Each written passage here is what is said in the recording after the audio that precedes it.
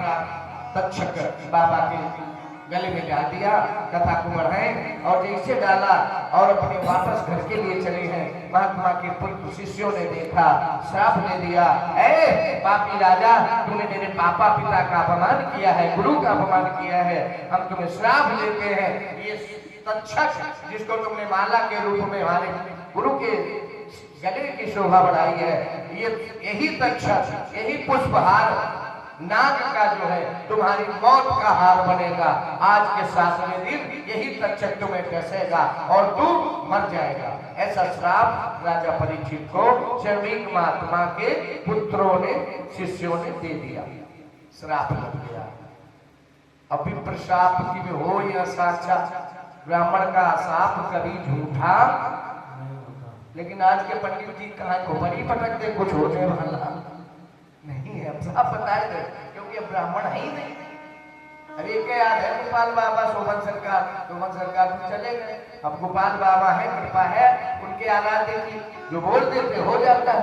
बड़े बड़े काम तो सरकार को भी जरूरत पड़ती थी तो बताते थे भैया के पास जाओ, हम लोग के दोनों शरीर अलग हैं लेकिन हम दोनों एक हैं। तो कहने का मूल भाव ये है कि आज ब्राह्मण का श्राप कभी झूठा नहीं होता।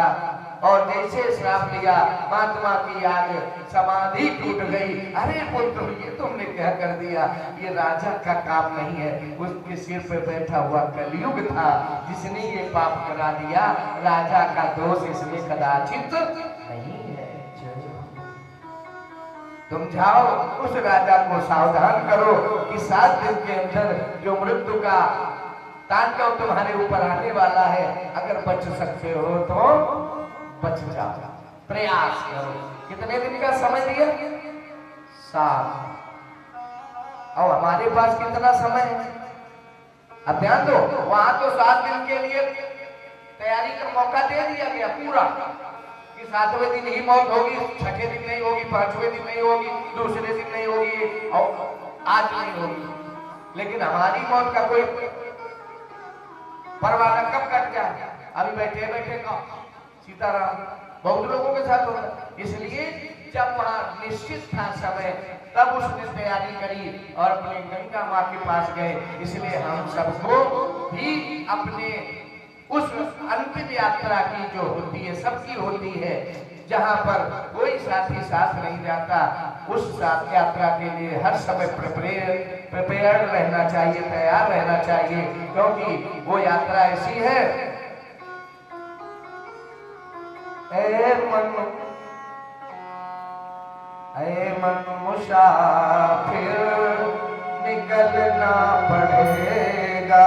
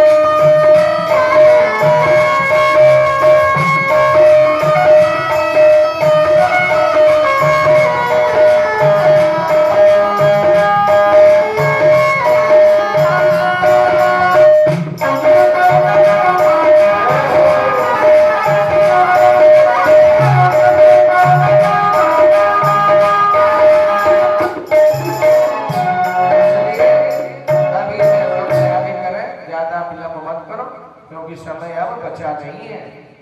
जो लोग सोचे हैं कि नहीं नहीं नहीं अभी हमारे पास बहुत समय है, अभी नाती की शादी करनी है, नाती का बहू का मुंह दिखाई कुछ देना है, वो सपना है सब। होगा कि नहीं होगा, हो जाए तो अच्छी बात है, लेकिन पक्का कुछ नहीं है। कब परवाना आ जाए। राजा परीक्षित जी ने अपने पुत्र को समय पर गद्दी में बिठाया और स्वयं जंगल गंगा माँ की ओर चल पड़े। यहाँ पर एक विषय आया, जिस समय हम जन्म लेते हैं, हमारी जन्म देने वाली माँ अपने आंचल में हमें लेती है, गोद में लेती है, प्यार देती है। संसार, समाज, परिवार, भाई बंधु अपनापन देते हैं, लेकिन जब शरीर से प्राण पखेरु निकल जाते तो आपके अपने साथी कोई साथ नहीं जाता है। शरीर में क्या होगा? चलते बिरिया चलती बिरिया उड़ाए दई छदरिया, चलते बिरिया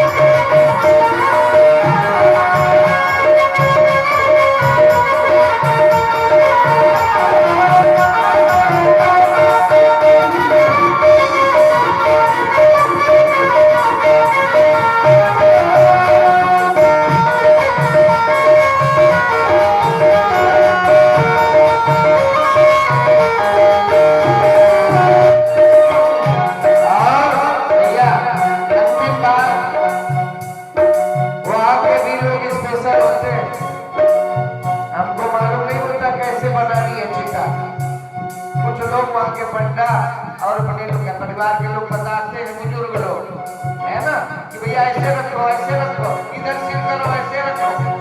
वहां भी सुझाव देने वाले पहुंच जाते हैं, परामर्श देने वाले, क्योंकि मालूम है लगा दिया लड़के को आग पकड़ा दी, बेटा 5 परिक्रमा घूमो, लगा चारी भूमि कोई लाग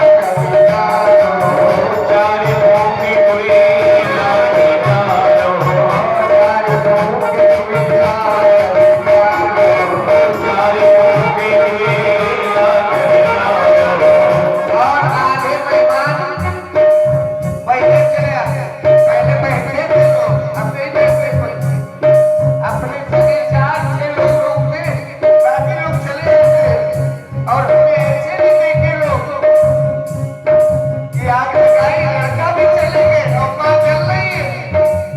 चारी भूमि कोई लाग चारी भूमि कोई लाग लाठी से फोड़े डुबरिया।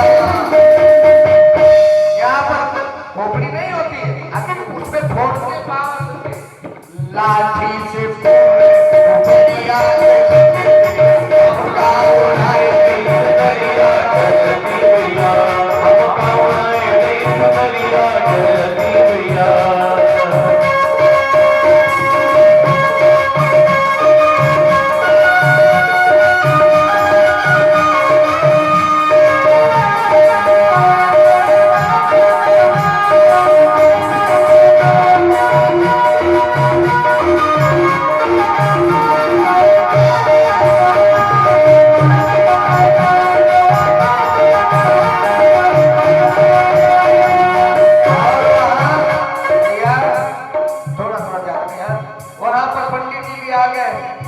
पंडित जब जन्म ले तब से चालू हो जाते और मरने तक साथ नहीं छोड़ते। पंडितों को देखो भी शेष पैदा हुआ तो मूल है कि नहीं पंडित जी बताओ, नामकरण पंडित जी।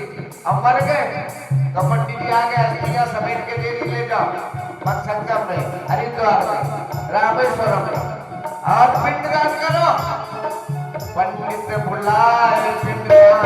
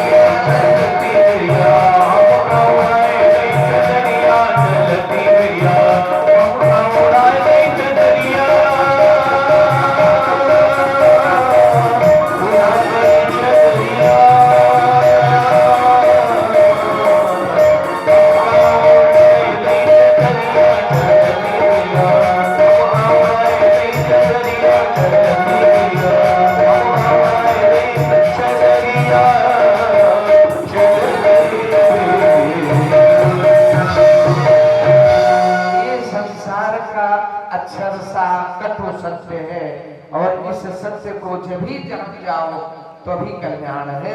वास्तविकता अगर विलंब करोगे तो आपके साथ भी सबके साथ यही होता है। राजा परीक्षित ने तत्काल अपनी पुत्र को गद्दी पे बिठाया और गंगा मैया की वो चलिए हम लोग मरने के बाद जाते हैं, ये जिंदगी में गंगा के पास पहुंच गए। ये विशेषता राजा अपने जीवन काल में स्वस्थ चित्त मन से आज स्वयं गंगा के पास गए हैं और गंगा माँ के पास जाकर के गंगा को प्रणाम किया। परीक्षित जी से लिखा है भागवत भगवान में, जिस समय राजा चले उस समय उनकी प्रजा भी दुखी हो गई। गौएं रोई, पक्षी रोए, ओ देश के रक्षक कहाँ चले। नर नारी सभी कहते थे मेरे हृदय के टुकड़े कहाँ चले।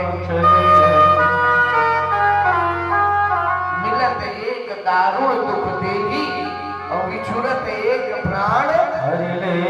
अच्छे लोगों का जब बिछोह होता है तो पीड़ा होती है, और दुष्ट जब आता है तो पीड़ा देता है। पीड़ा दोनों देते हैं, अच्छा भी देता है, बुरा भी देता है। बुरा जब आएगा जीवन में, बात होगी, विवाद होगा तो पीड़ा देगा, और अच्छा जब जाएगा तुम्हारे से दूर तो याद में तड़पाएगा, उसकी पल पल याद तुम्हें सताएगी। ये कहाँ चलेंगे? मिलत एक तार जुड़े दुख देगी, मिलत एक तार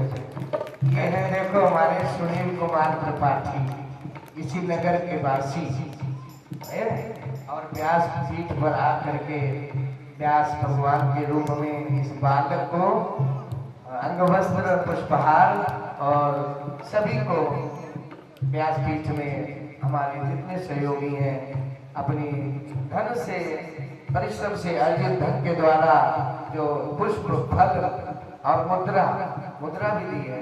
अब कितनी दी है कि हम जाने ये जाने, है ना, वो हमारे सामने है। ये भी जागृति है। भगवान माता रानी से प्रार्थना करेंगे इनके जीवन में सदा माता रानी की और पवन बाबा हनुमान जी संकट मोचन की कृपा बनी रहे, सदा कल्याण हो। बोलो गोविंद भगवान की जय हो। गंगा च देवी धुत्रमित्तमेष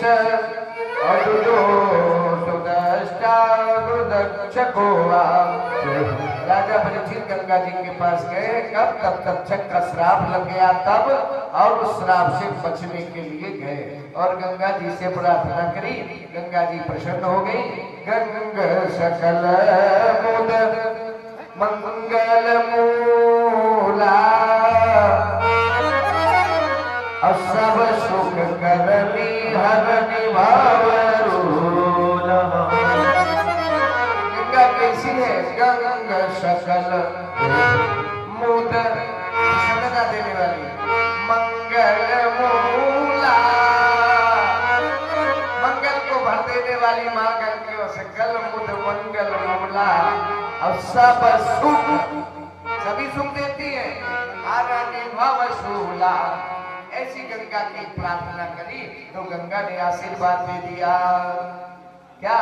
सुफल मनोरथ होहि तुम्हारे। क्यों? एक माँ गोदी में पालती है और ये गंगा माँ है जो मरने के बाद भी पुत्र को बना लेती है। यही विशेषता, इसलिए पवित्र पावनी है, मोक्षदायिनी है। विष्णुपदी है, क्योंकि माँ हम लोग जो है बच्चा जब तक जीवित रहता है तब तक उसको रखते हैं, उसके बाद उसे छोड़ देते हैं। समाज का नियम है, कोई नहीं रखता, लेकिन छोड़ी हुई वस्तु को, छोड़े हुए बच्चे को अगर गोद में कोई लेता है तो गंगा माँ लेती है, उद्धार कर देती है। ऐसी गंगा को बार-बार प्रणाम है। सभी लोग हाथ जोड़ो, सभी लोग, और हाथ जोड़ करके प्रार्थना करो, हे गंगा माँ, जिस तरह से आपने राजा परीक्षित का उद्धार कर दिया, उसी तरह से हमारे जो मित्र लोग यहाँ विराजमान हैं नाना रूपों में, उनका भी कल्याण करना मैं प्रार्थना करती हूँ। सभी लोग आगे आगे मैं बोलूं और राजू भैया बोले, जय पतित पावनी गंगे, बोलो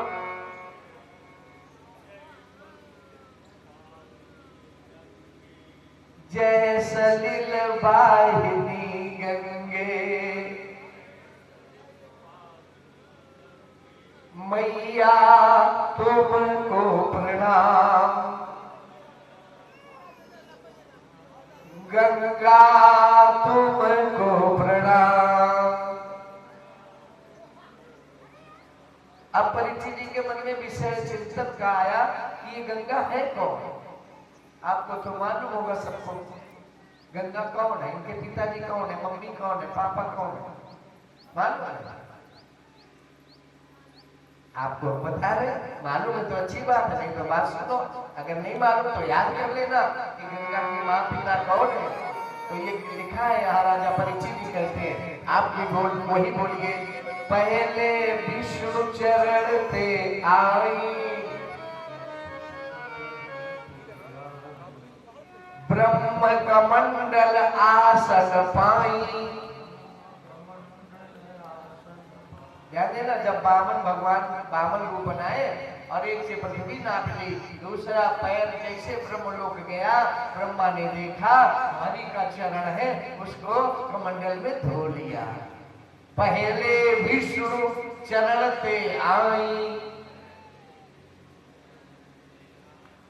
ब्रह्म कमंडल आसन पाई। सब लोग नहीं बोल रहे। तप करके भागीरथ लाए, भागीरथी तब नाम कहाए, जय पतित पावनी गंगे, जय मोक्षदायिनी गंगे, मैया तुमको प्रणाम, गंगे तुमको प्रणाम। और क्या कह रहे हैं आप, बैठे होता इसलिए इनको भी यूज करो, पैसा लेंगे फ्री में दो, है ना। चलिए क्या बोल